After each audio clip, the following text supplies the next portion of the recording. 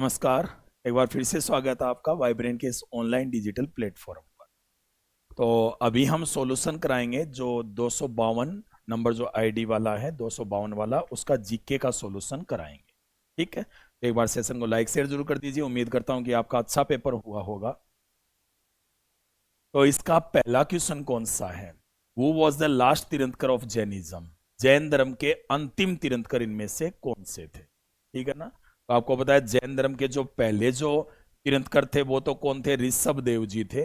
और अंतिम तीर्थंकर कौन थे? महावीर स्वामी जी। यानी जैन धर्म के कुल 24 तीर्थंकर वे थे और इनमें 24वें और अंतिम तीर्थंकर महावीर स्वामी जी थे। वैसे जैन धर्म के संस्थापक कहलाते हैं पार्श्वनाथ जी, लेकिन जैन धर्म के जो वास्तविक ऋषभ देव जी जैन धर्म के संस्थापक, सॉरी मैंने गलत बोला, लेकिन जैन धर्म के वास्तविक संस्थापक महावीर स्वामी जी। ठीक है, संस्थापक कौन है? ऋषभ देव जी। नेक्स्ट क्वेश्चन है कि त्रिपिटक इनमें से कौन से धर्म का पवित्र ग्रंथ है? त्रिपिटक, त्रिपिटक मतलब पिटक का अर्थ टोकरी होता है। दरअसल त्रिपिटक में तीन इसके पार्ट हैं। इनमें से एक तो है सुत पिटक जिसमें बुद्ध के उपदेश हैं, एक है विनय पिटक जिसमें बौद्ध धर्म के नियम हैं, और एक है अभिधम पिटक। कौन सा है भी? अभिधम पिटक। इसमें बौद्ध धर्म के नियमों की दार्शनिक व्याख्या है।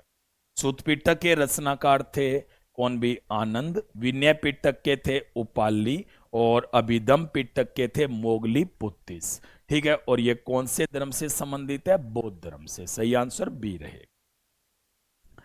नेक्स्ट क्वेश्चन है कि चित्तौड़ की जो रानी पद्मिनी थी उसकी कहानी इनमें से किसने लिखी थी? अमीर खुसरो ने तो अलाउद्दीन के आक्रमणों का वर्णन किया था, सही नहीं है। जियाउद्दीन बर्नी ने भी तारीख फिरोज शाही लिखी थी।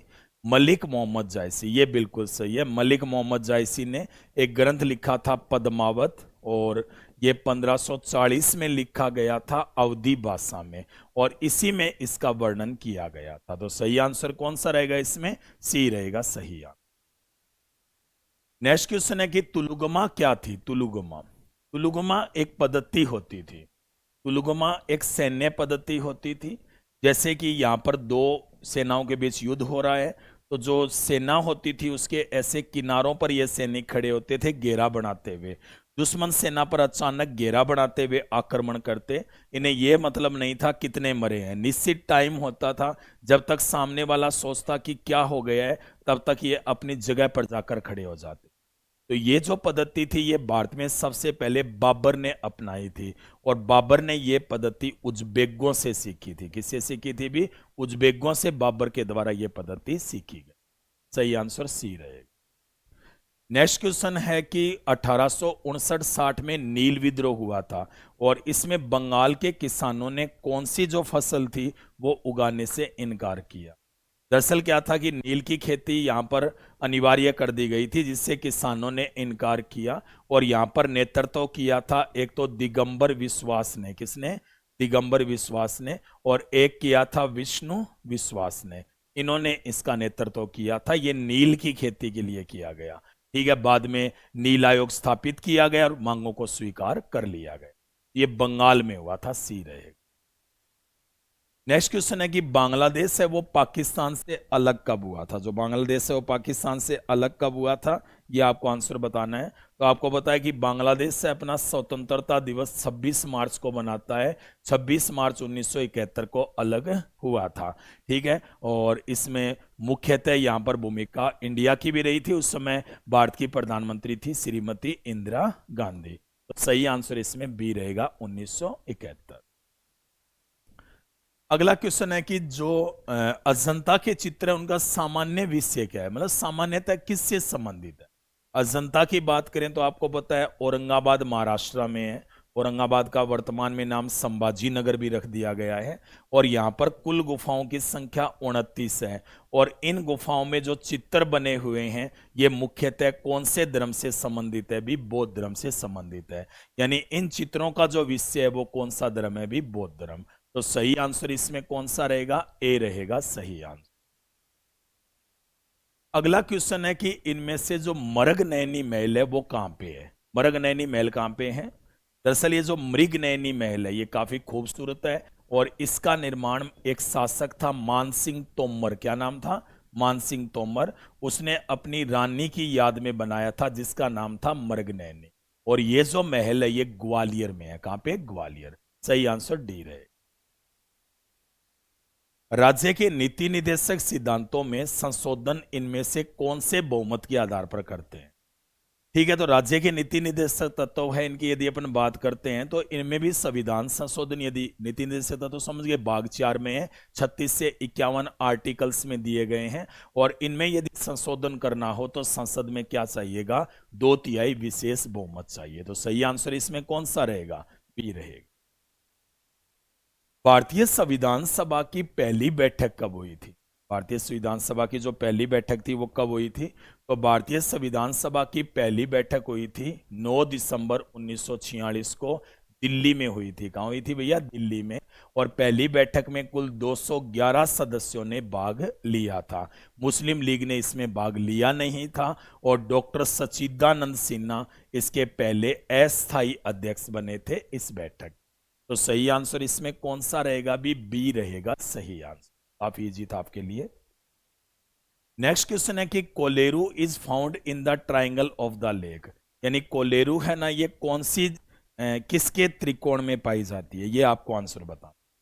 तो यदि अपन कोलेरू झील की बात करें तो ये एक मीठे पानी की झील है। और ये जो झील है ये कौन से राज्य में है? आंध्र प्रदेश में है। यानी दक्षिणी भारत के आंध्र प्रदेश राज्य में है। और ये झील गोदावरी और कौन सी नदी के त्रिकोण में है? कृष्णा।